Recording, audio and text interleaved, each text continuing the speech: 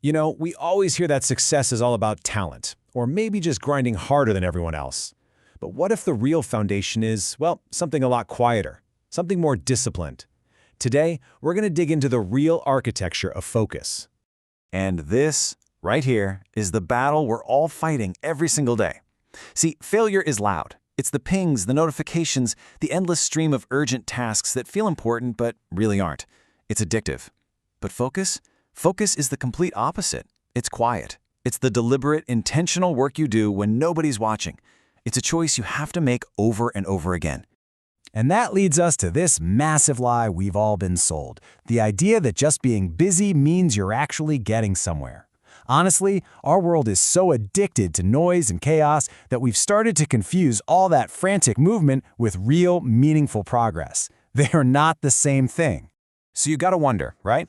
If we're all running around being so busy, why do so many of us still fall short of our biggest goals? I mean, we've got the ambition, we have more information than ever before, so what is the missing piece? And the answer, honestly, is so simple.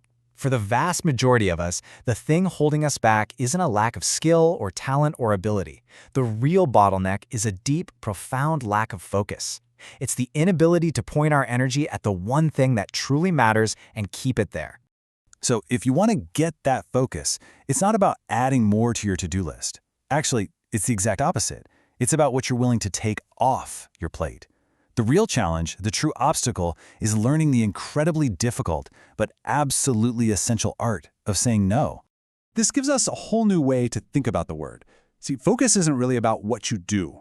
It's about what you choose not to do. At its very core, it is the discipline of exclusion. It's a process of subtraction, not addition. And this is what that actually looks like in real life. It means saying no to some pretty good opportunities so you can protect the one great one. It means letting go of old habits and, yeah, even letting go of parts of yourself that are holding you back from becoming the person you need to be. This really highlights a huge difference in approach. We're always told to wait for inspiration, right? To act when we feel motivated. But true focus, it doesn't really care about your feelings. It doesn't argue with emotion. It schedules the action and then it gets it done. Because it knows that feelings are just signals, they're not the ones in charge.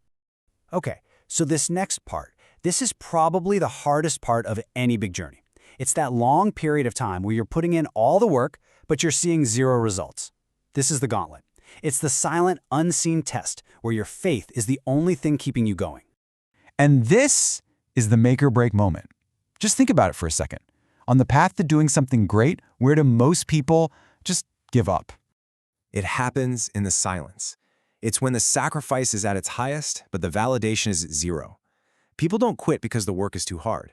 They quit because the total lack of applause makes them doubt if the work is even working. Focus demands that you have faith before you see the evidence. Now, this internal pressure, it can show up in different ways. For some, it's the ego, that need to look busy and strong all the time. For others, it might be the pressure to please everyone, leading to total overextension. But here's the bottom line. The result is always the same. Distraction does not discriminate. So if this is all such a struggle, how do we actually win? Well, the answer isn't to just grit your teeth and try harder. It's to be smarter about it. The real strategic advantage comes from designing a system, an environment that supports your goals, instead of just relying on willpower, which we all know comes and goes. And here's the game plan. It's so practical. Instead of wasting energy fighting temptation all day, you just redesign your environment so that focus becomes the easiest option. You literally remove access to your biggest distractions. You reduce your options so you don't get paralyzed by choice. And you simplify your decisions so that doing the right thing is almost automatic. This quote just nails it, doesn't it? Success isn't just about those short, intense bursts of effort. It's about aligning everything, your environment, your habits, your daily choices, with that one big goal. Because your structure will be loyal to you in a way that your willpower never, ever will be. So, when you start putting all these pieces together, you end up with the ultimate goal, a life that's guided not by random reactions, but by pure intention. This is what it all builds towards. This is the final form of a life built on the architecture of focus. And I really want to be clear here. A focused life isn't about being some rigid, boring robot, not at all. It's about being deeply intentional. It means you make time for rest, real rest, but you know the difference between that and just escaping. It means you allow yourself to feel your emotions, but you don't let them grab the steering wheel.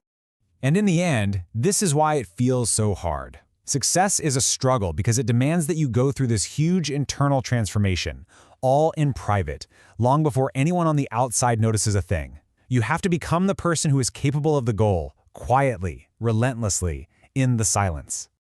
So, as we wrap this up, the question for you isn't about what grand new thing you're going to start.